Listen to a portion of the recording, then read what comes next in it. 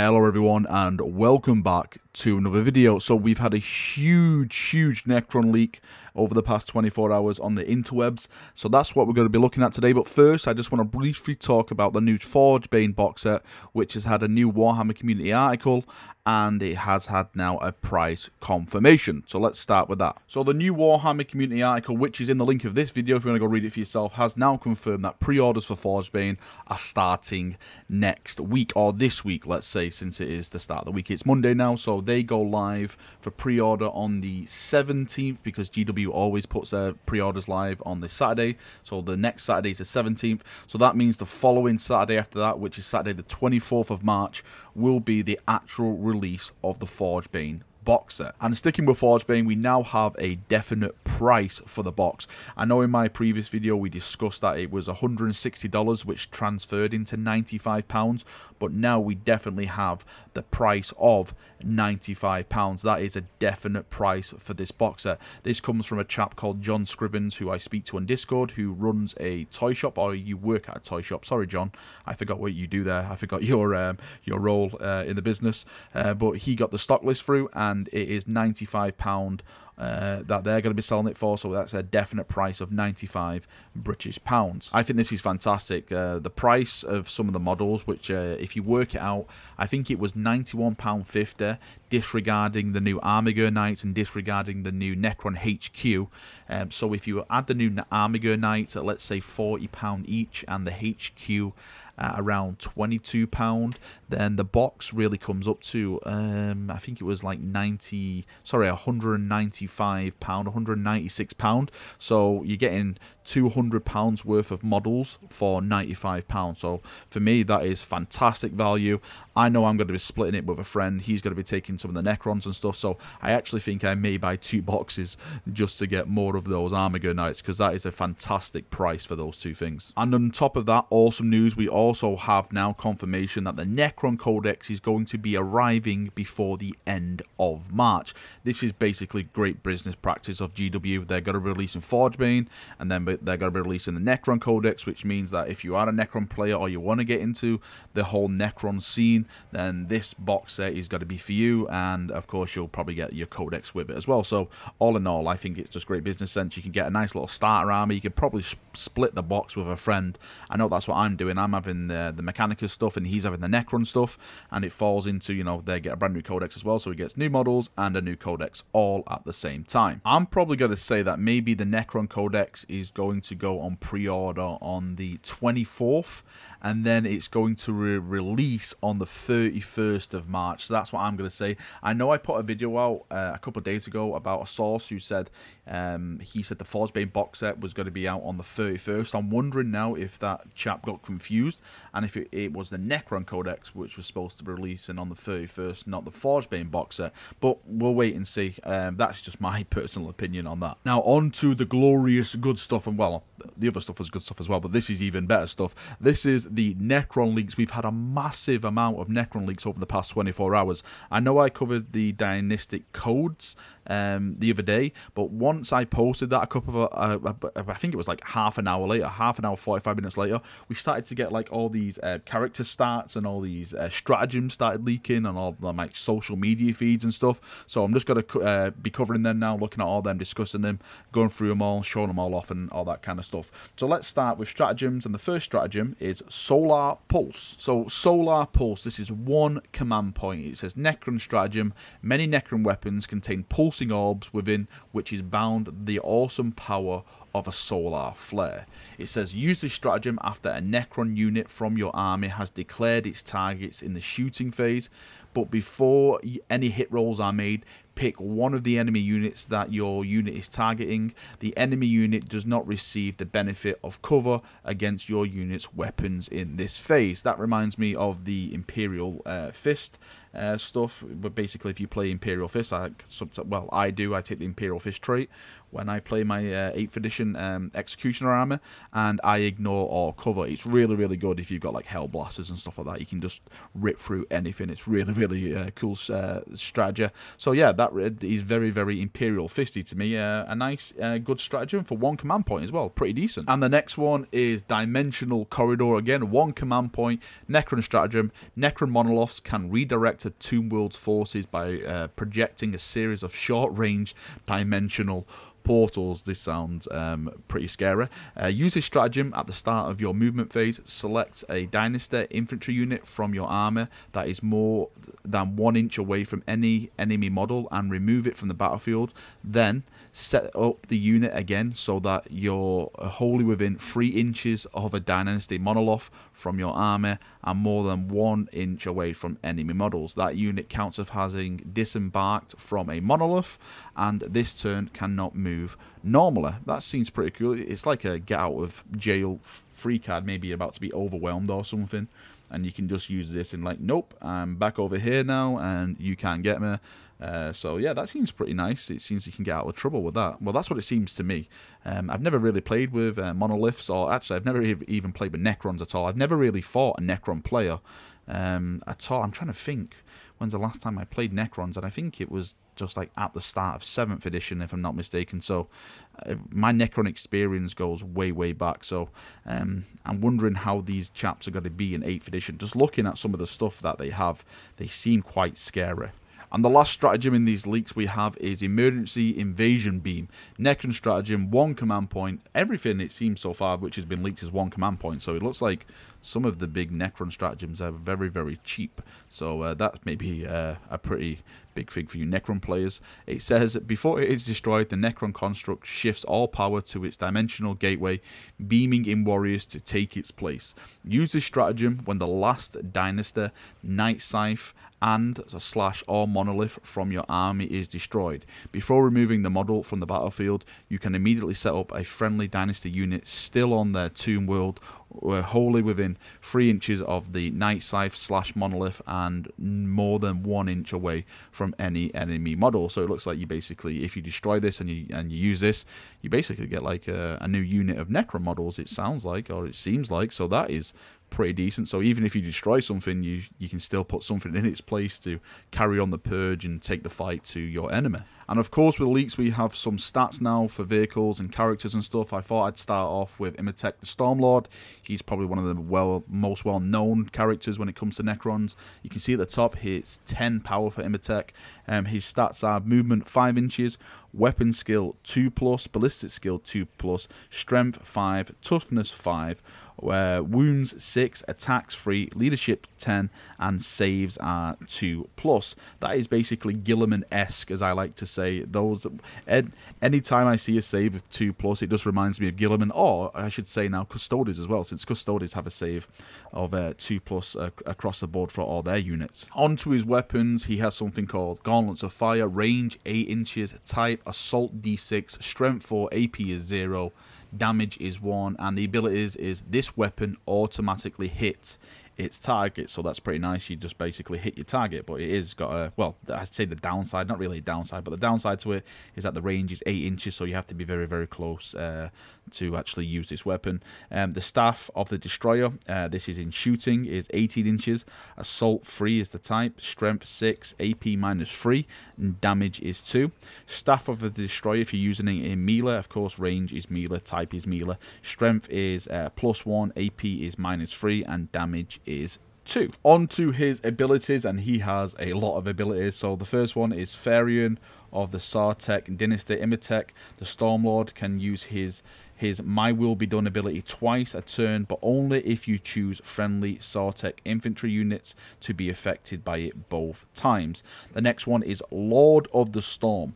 Once per battle in your shooting phase, Imhotep can call the storm, pick an enemy unit within 48 inches of Imhotep other than a character and roll a d6. On a 2+, that unit suffers that many mortal wounds, then roll a d6 for each enemy units within 6 inches of that unit. On a 6, the unit being rolled for suffers d3 mortal wounds. Wow, that sounds That sounds painful. Don't group up your guys when you're playing Imatech.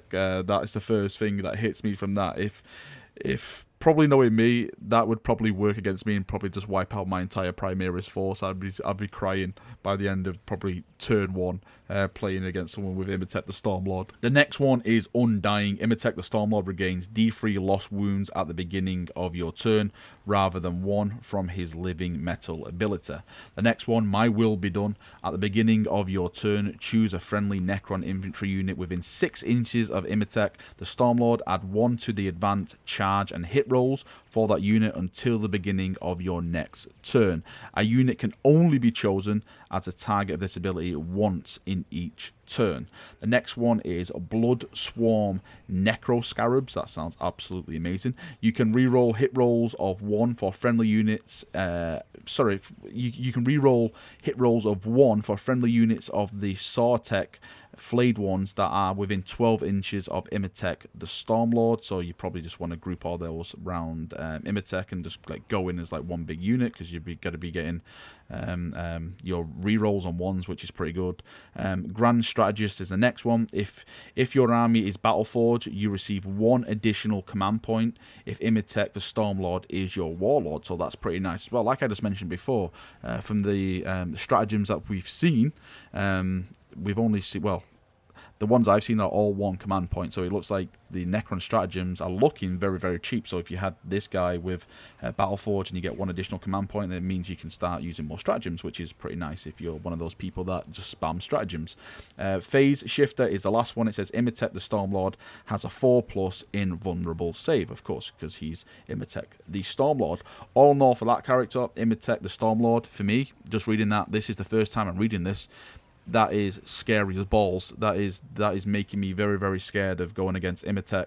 That the ability Lord of the Storm, I think, scares me the most out of there. Of course, I think one of the big things about Imatech, and just looking at the stats now, is that with the 2+ save and all the stuff about, you know, regains D3 lost wounds at the beginning of your turn, this guy seems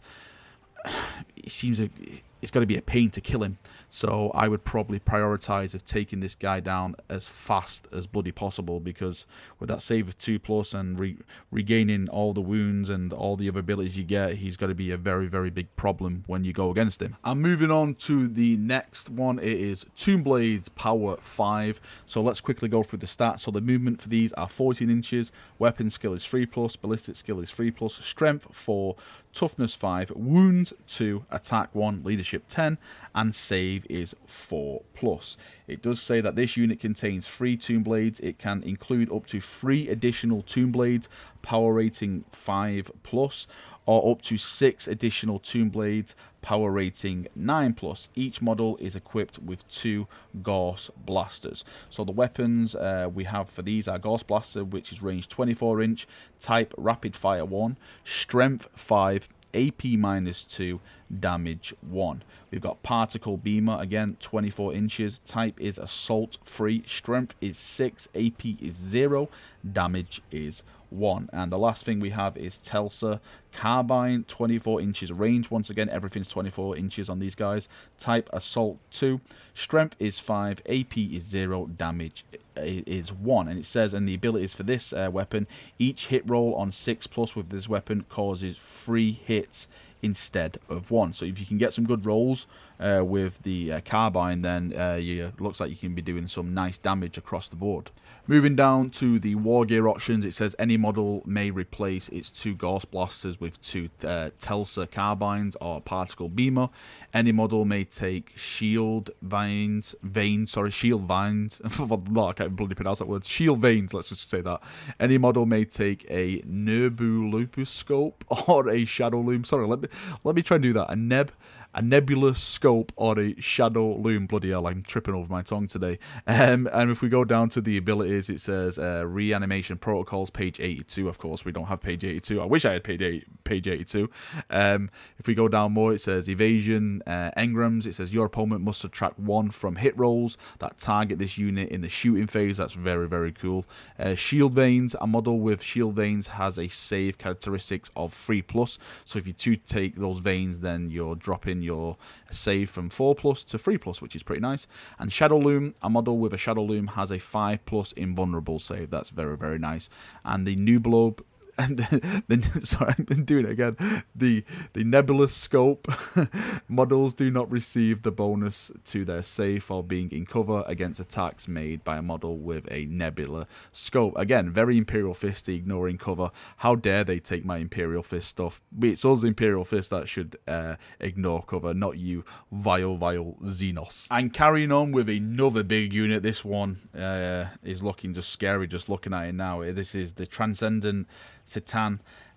So the movement is 8 inches, weapon skill is 2+, ballistic skill is 2+, strength 7, toughness 7, wounds 8, attacks 4, leadership 10, and save is 4+. Thank God it has a save of 4+ and not a 2+, because those 2+ saves really do me. I know I'm pretty I'm probably saying that as I've got a full custodian army which is all 2+ saves, but please let just my custodians have the 2+ save. Right, so the weapon is a crackling tendrils, which is of course it's melee and type melee, and the strength is user, AP -4, and the damage is D6. That's all it has for a weapon. So let's move down and look at the abilities. So the first ability is the Necrodermis. This model has a 4+ invulnerable save. That is, yep, I thought it would have something there. I actually thought it'd probably be something like a 5+, but 4+ is probably even better for you Necron players. Power of the Satan. This model knows 2 powers of the Satan, page 113. Again, I wish I had 113. It can use one of its powers at the end of each of its movement phase. The next one is Reality on Rails. I'm tripping over my tongue today reading this. If this model is ever reduced to 0 runes, roll a d6 before removing it from the battlefield. On a 4+, its Necrodermis tears a hole in reality, and each unit within 3 inches suffers D3 mortal wounds. So it's basically just like exploding, but it's doing it Necron type and just killing everything around it. Enslaved Star God is the next one. This model can never have a Warlord trait. Oh, because it's an enslaved Star God. Who would have thought? Pretty awesome. The next one is Fractured Personality. Before the battle, you can pick up one of the abilities opposite to apply to this model for the duration of the battle. Alternatively, you can roll 2d6 to randomly determine 2 abilities and apply them both to this model for the duration of the battle. Duplicate results have no effect, it says in brackets at the bottom. Now, it says D6 abilities, and number 1 is Cosmic Tyrant. This model can use 2 different powers of the Satan at the end of each of your movement phase instead of only 1. Number 2 is immune to natural law. Add 1 to saving throws made for this model. So there you go. You can actually be saving it on a 3+. Get away from my 2+, damn you. Number 3 is Sentient Necrodermis. This model regains D3 lost wounds at the start of each of your turns. Can you stop, Necrons? Can you please stop regenerating everything? I'm trying to kill you here. I'm trying to purge you. Can you please stop coming back from the dead and just stay dead? Number 4 is Transdimensional Displacement. Holy Emperor, I actually pronounced that right. When this model advances, add 12 inches to its move characteristics for that movement phase instead of rolling a dice. Wow, that is pretty cool if you like want to charge it in and start hitting things, and of course that's what you want to do because this unit is melee. Number 5 is Entropic Touch, let's say. You can re-roll failed wound rolls for this model in the fight phase, which is pretty nice.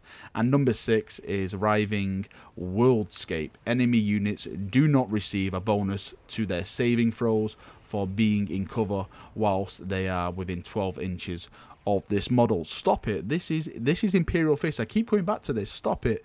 We are the anti-cover, not you damn Necrons. Stay away from our anti-cover stuff.